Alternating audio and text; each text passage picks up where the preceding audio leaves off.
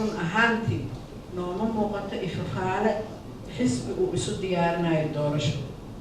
marka waxaa noo muuqato ifafaale in shahaado uu qaato uu yidhaha xisbiyaan ahay meeshaasna uu ka bilaabo propagandadii kaambeynka oon dhaweyn kowna joogin sharciguna uusan siinaynin. waxaa la rabaa xisbiga inuu isdhiso siduu isku dhisaayo iyo siduu u shaqeynayo iyo waxaa laga rabana waxaa ka yaala sharciga doorashooyinka.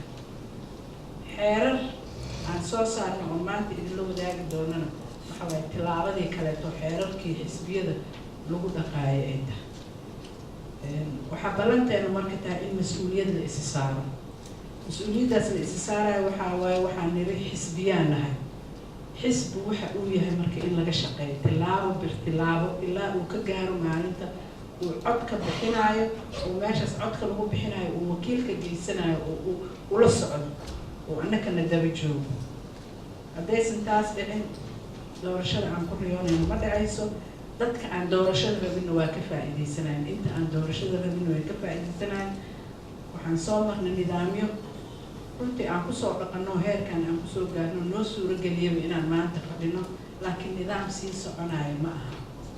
dowlad federaal ah sheegatay oo haddana aan doorasho gelaynin ee soo taagan qabiil iyo oday iyo wax aan jirin iyo laaluush xildhibaan ku noqonayo dowlad ma aha. doorashada ka cidda tiri mas-uuliyaddaas qaada annaka arrintaas baabi'inayno waa adinka ifafaalaheeda idinkama muuqdo 2 sanaa la joogaayo. waxaa la rabaa maanta inay marka noo bilaabato xisaabta xisbiyadii inaan noqotiin annagu inaan guddiga noqono dowladda mas-uulka ka ah inay doorasho dhacdo in iyadana mas-uuliyaddeeda qaato shacabkuna inay mas-uuliyaddooda qaataan oo awoodooda ay gacantooda kusoo celiyaan awoodda ay gacantooda kusoo celiyaan. waxaana laga rabaa inaan ka wada shaqeyno waddankan suu nabad ku noqon lahaa.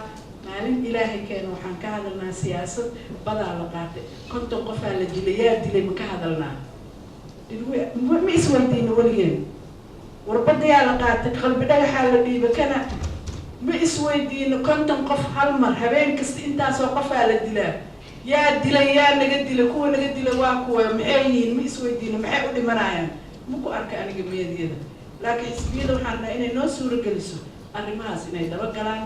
maxaa dadka loo laynaya yaa laynaya dadkana laynaa kuwa yihiin arrimahaas in laga shaqeeyo si aan doorashadii iyo nabadgelyadii ku helno.